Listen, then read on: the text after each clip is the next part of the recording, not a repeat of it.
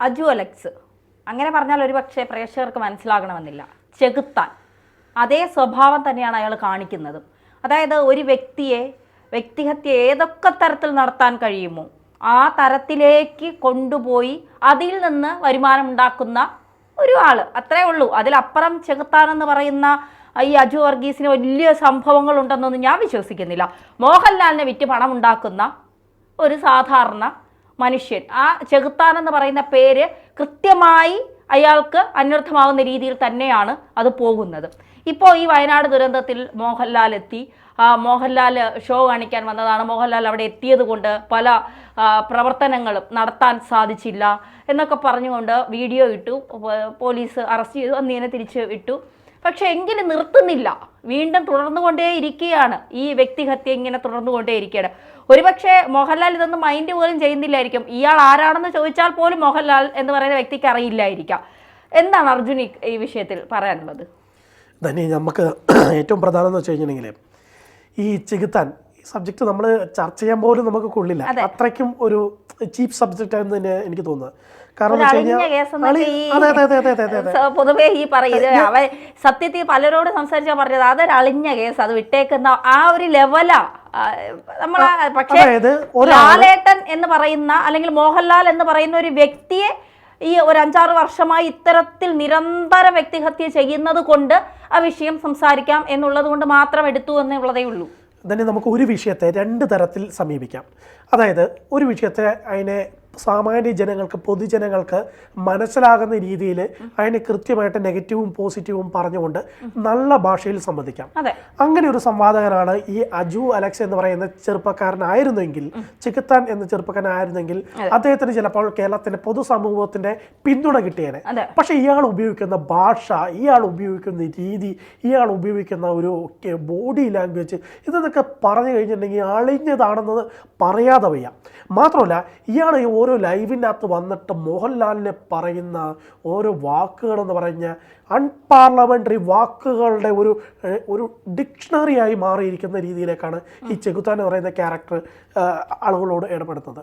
അതിനൊന്നും തന്നെ മോഹൻലാൽ ഒരു ഘട്ടത്തിലും പ്രതികരിച്ചിരുന്നില്ല. ഞാൻ കഴിഞ്ഞ ദിവസം ഏഷ്യാനെറ്റ് ന്യൂസിൻ്റെ ഒരു ഇൻ്റർവ്യൂ കണ്ടിരുന്നു ഈ ചെകുത്താനുമായി ബന്ധപ്പെട്ട്. അവൻ ഈ പോലീസ് സ്റ്റേഷനിൽ നിന്ന് പുറത്തിറങ്ങിയതിന് പിന്നെ അവൻ്റെ ഭാഷയിൽ കുറച്ച് നല്ല രീതിയൊക്കെ വന്നിട്ടുണ്ട്, സ്റ്റാൻഡേർഡ് വന്നിട്ടുണ്ട്. അപ്പോൾ ഈ ഏഷ്യാനെറ്റിൻ്റെ റിപ്പോർട്ടർ ചോദിക്കുകയാണ്, നിങ്ങൾ ഈ സ്ഥിരമായിട്ട് മൂവി റിവ്യൂ ഒക്കെ ചെയ്യുന്നുണ്ടല്ലോ, പ്രത്യേകിച്ച് മോഹൻലാലിൻ്റെ മൂവി, നിങ്ങൾ എപ്പോഴെങ്കിലും ഈ പടം കണ്ടിട്ടുണ്ടോ എന്ന് ചോദിച്ചു കഴിഞ്ഞിട്ടുണ്ടെങ്കിൽ പുള്ളി പറഞ്ഞ ഒരു വാക്കുണ്ട് റിപ്ലൈ, ഭയങ്കര രസമാണ്. ഞാൻ അതിൻ്റെ ട്രെയിലർ കാണും, അതിൻ്റെ അകത്ത് അഭിനയിച്ച ആൾക്കാരായിരിക്കണം നോക്കും, അതിൻ്റെ ഡയറക്ടറും മറ്റ് സംവിധാനങ്ങളും അതിൻ്റെ പോസ്റ്ററൊക്കെ കണ്ട് എഴുതണം, എനിക്കങ്ങ് കിട്ടും സിക്സ്ത് സെൻസിലൂടെ ഈ പടം ഗംഭീരമാണോ അല്ലെങ്കിൽ സിനിമ കാണത്തില്ല, സിനിമ കണ്ടെങ്കിൽ എന്തിനാണ് പൈസ കളയുന്നത് എന്ന രീതിയിലൊരു സംസാരം എനിക്ക് ഭയങ്കര രസകരമായി തോന്നി. അതായത് ഈ ഒരു പടം കാണാതെ ഈ പടത്തെ പണം കൊടുത്ത് കുറെ പേരുടെ കഷ്ടപ്പാടുകൾ അതൊന്നും കാണാതെ ഒരു മൊബൈൽ എടുത്തു വെച്ച് അതിൻ്റെ മുന്നിലിരുന്ന് അവന് വായി തോന്നുന്ന തെറികളും ചീത്തകളും അവൻ ഈ നേരത്തെ പറഞ്ഞതുപോലെ അശ്ലീലപരമായ വാക്കുകൾ പറഞ്ഞ്. പിന്നെ ഇതിലൊരു മറ്റൊരു വശമുള്ളത് അർജുനെ, ഈ നമ്മളൊരു വീഡിയോ ഇട്ടു, നമ്മളെല്ലാവരും ജീവിക്കാൻ വേണ്ടിയിട്ടാണ് പണി ചെയ്യുന്നത്, എത്ര മണിക്കൂറുകൾ അധ്വാനിക്കുന്നത് നമ്മുടെയൊക്കെ ഉപജീവന മാർഗം, അതിൽ കുറേ സത്യസന്ധത നമ്മൾ കാണിക്കും, റീച്ചിന് വേണ്ടി നമ്മളും കാര്യങ്ങൾ ഇല്ല എന്നൊന്നും പറയുന്നില്ല. പക്ഷേ ഒരു വീഡിയോ ഇട്ടു, അതിൽ നിന്നൊരു വരുമാനം കിട്ടി, കൊള്ളാം, എന്നാൽ പിന്നെ ഇത് എന്നെ പിടിച്ചിട്ട് നമുക്കൊരു 5-6 വീഡിയോ ഇടാം, അപ്പോൾ കുറേ കൂടെ പണം കിട്ടി. അപ്പോൾ ഇതൊരു ട്രെൻഡാണ്, അല്ലെങ്കിൽ ഞാൻ ഇങ്ങനെ പറയുന്നത് കേൾക്കാൻ കുറേ ഊളകൾ പുറത്തിരിപ്പുണ്ട്, എന്നാൽ പിന്നെ അത് വെച്ചിട്ട് അങ്ങ് പിടിക്കാം എന്നുള്ള രീതിയിൽ പിടിച്ച് ഇവനത് വെച്ചുള്ള വരുമാനമാണ്. അല്ലാതെ ഇവൻ പുണ്യപ്രവർത്തിക്കുന്നു അല്ലല്ലോ ചെയ്യുന്നത്. ഈ ഒരു റൂമിലിരുന്നിട്ട് മോഹൻലാലിനെ കുറേ വാക്കുകൾ പറഞ്ഞിട്ട് ഇവന് അല്ലെങ്കിൽ മോഹൻലാലിനെ അധിക്ഷേപിച്ചിട്ട് ഇവനൊന്നും നേടാനുമില്ല, നഷ്ടപ്പെടാനുമില്ല, പക്ഷെ ഇവന് കിട്ടാനുണ്ട്. ഈ യൂട്യൂബിൽ നിന്ന് അവന് വരുമാനം കിട്ടും.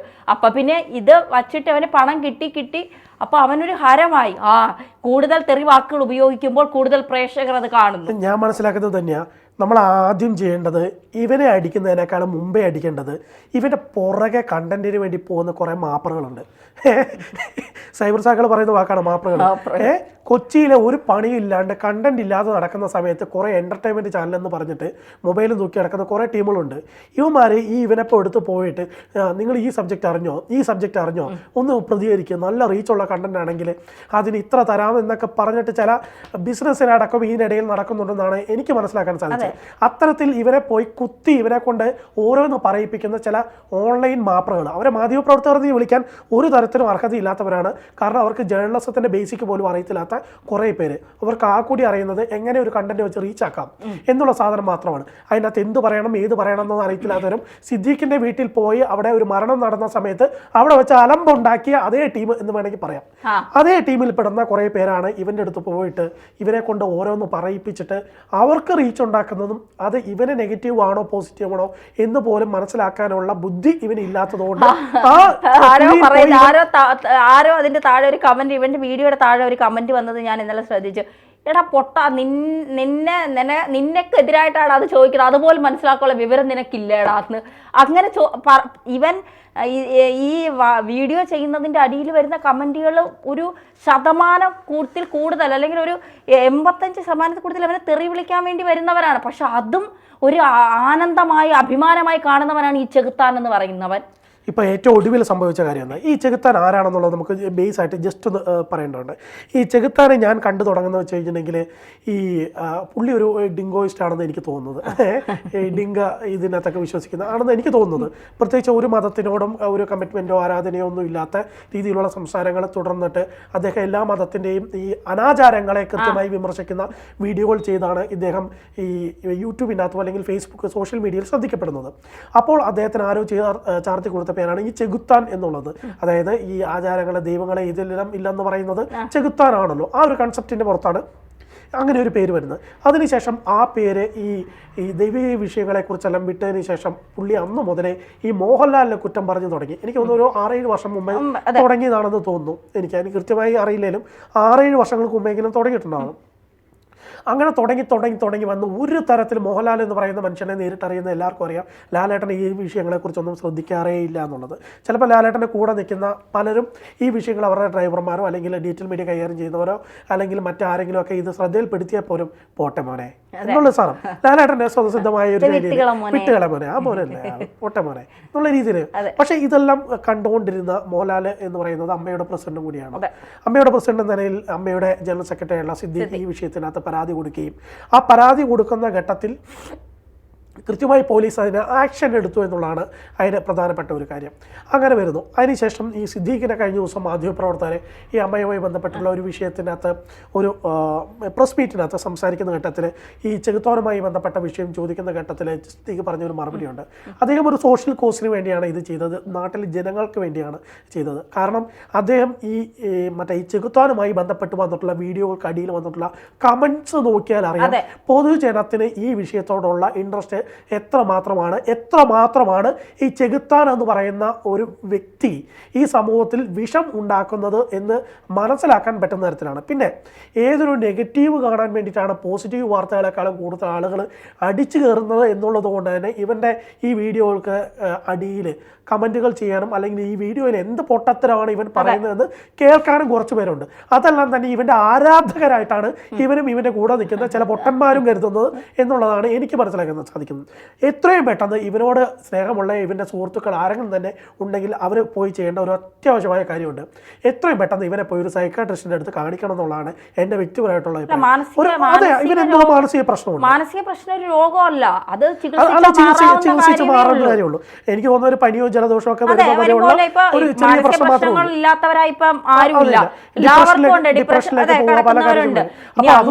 ഡിപ്രഷൻ ആണ് ഇവനെങ്കിൽ തീർച്ചയായിട്ടും പലതരത്തിലുള്ള കാര്യങ്ങളാണ്. ചിലപ്പോൾ ചെറുപ്പത്തിൽ ചില ആൾക്കാർ വ്യക്തികൾ അനുഭവിച്ച ചില പ്രശ്നങ്ങളുടെ പേരിൽ ചില സംഭവങ്ങളോട് നമുക്ക് വലിയ വൈരാഗ്യം തോന്നാം, അല്ലെങ്കിൽ ചില വ്യക്തികളിൽ നിന്ന് എടുത്ത് കിട്ടിയിട്ടുള്ള. എനിക്ക് തോന്നുന്നു പണ്ട് മോഹൻലാലിന്റെ അടുത്ത് വല്ല ഫോട്ടോയും എടുക്കാൻ പോയി കാണാൻ സമയമില്ലാത്തത് കൊണ്ട് മോനെ പിന്നെ ആവട്ടെ എന്ന് പറഞ്ഞാണ് അതിലുള്ള വൈരാഗ്യം തീർക്കുന്നതാണോ എന്ന് അറിയത്തില്ല. അത് അങ്ങനെ നമുക്ക് ചിന്തിക്കാം. എന്തായാലും ഇവനോട് സ്നേഹമുള്ള ഇവന്റെ കൂടെ നിൽക്കുന്നു എന്ന് പറയുന്ന ചില സുഹൃത്തുക്കളുണ്ട്. ചില ഓൺലൈൻ ചാനലൊക്കെ ഉള്ള ചില സുഹൃത്തുക്കൾ ഇവന്റെ കൂടെ താമസിക്കുന്ന ചില പയ്യന്മാരൊക്കെ ഉണ്ട്. മുമ്പും ഈ നമ്മുടെ ഈ ആറാട്ടണ്ണൻ വിഷയത്തിലൊക്കെ ഇടപെട്ടുകയും അത് വേറെ ഒരു സംഭവം. അപ്പോൾ അത്തരം വിഷയങ്ങളിലൊക്കെ അദ്ദേഹത്തിന് സിനിമയിലുള്ള സ്ത്രീകളെയൊക്കെ കല്യാണം കഴിച്ചാൽ മതി, മക്കളുണ്ടെങ്കിലും.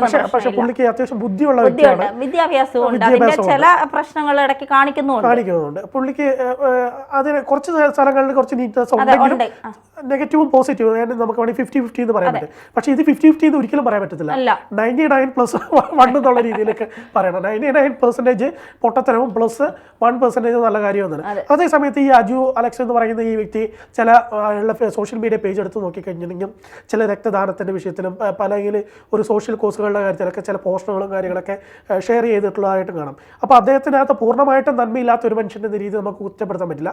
ചിലപ്പോൾ അദ്ദേഹത്തിന് ചില സമയങ്ങളിൽ ചില ഡിപ്രഷൻ മൂഡുകളിലോ അല്ലെങ്കിൽ ചില സമയങ്ങളിൽ അദ്ദേഹത്തിൻ്റെ മനസ്സിലേക്ക് ഇത് മോഹൻലാൽ ഒരു ശത്രുവാണ്, അല്ലെങ്കിൽ അയാൾക്കെതിരെ പച്ചത്തെറി പറഞ്ഞു കഴിഞ്ഞാൽ ആളുകളുടെ സ്വീകാര്യത കിട്ടും, അറ്റൻഷൻ കിട്ടും എന്നുള്ള ചിന്ത അദ്ദേഹത്തിൻ്റെ ഉപബോധ മനസ്സിൽ എവിടെയോ കടന്ന് കറങ്ങുന്നുണ്ട്. ആ സാധനത്തെ നമുക്ക് ട്രീറ്റ്മെൻറ്റ് ചെയ്യാൻ വേണ്ടിയിട്ട് അദ്ദേഹത്തിൻ്റെ സുഹൃത്തുക്കൾ തയ്യാറായി കഴിഞ്ഞാൽ അജു അലക്സ് രക്ഷപ്പെടും. എനിക്ക് തോന്നുന്നത് ഇദ്ദേഹത്തെ കസ്റ്റഡിയിലെടുത്ത ഘട്ടത്തിൽ ഇദ്ദേഹത്തിൻ്റെ മാതാവ് അവിടെ വരുന്ന ഘട്ടത്തിൽ തന്നെ ഈ മാതാവും ഈ സംഭവത്തിനെ ന്യായീകരിക്കുന്ന രീതിയിൽ അവിടെ മാധ്യമപ്രവർത്തകരോട് പറയുന്ന ഒരു രീതിയെ കണ്ടു. നമുക്ക് മാതാപിതാക്കളെ കുറ്റപ്പെടുത്താൻ പറ്റില്ല, എങ്കിലും ആ അത്തരത്തിലുള്ള ന്യായീകരണം ഒന്നും തന്നെ ഇവനെ കൂടുതൽ ഇത്തരം സംഭവങ്ങൾ ചെയ്യാൻ വേണ്ടിയിട്ട് നയിക്കുക എന്ന രീതിയിലേക്ക് വരുവാണ് എനിക്ക് തോന്നുന്നത്.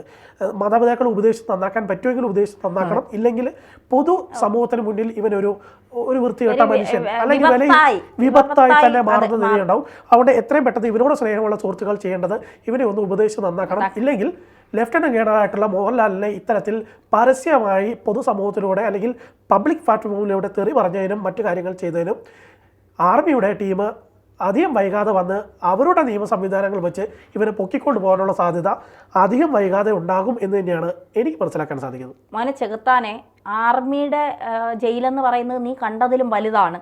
കേരളത്തിലെ ജയിൽ പോലെ 3 നേരവും സുഭിക്ഷമായ ഭക്ഷണവും ഇതൊന്നും ആയിരിക്കില്ല. അതുകൊണ്ട് ഒന്ന് സൂക്ഷിച്ച് മുന്നോട്ട് പോയാൽ നിനക്ക് നല്ലത്. അല്ലെങ്കിൽ നിന്റെ കാര്യത്തിൽ ഒരു തീരുമാനം ഉടനടി ഉണ്ടാകും. ആ കാര്യം പറഞ്ഞാൽ എന്തൊക്കെയോ അസുഖങ്ങളൊക്കെ ഉള്ള മനുഷ്യനാണെന്ന് അദ്ദേഹം തന്നെ പറയുന്നുണ്ട്. 3 നേരം മരുന്ന് കഴിക്കുന്നതാണ്, ഹൃദയത്തിന് എന്തോ പ്രശ്നമൊക്കെ ഉള്ളതാണെന്ന്. അപ്പോൾ ആ കൺസിഡറേഷൻ ഒന്നും ഈ ആർമിയുടെ കാര്യത്തിന് കിട്ടാൻ സാധ്യതയില്ല. അതുകൊണ്ട് സ്വയം നന്നായി കഴിഞ്ഞാൽ നിനക്ക് കൊള്ളാം, അത്രയേ ഉള്ളൂ.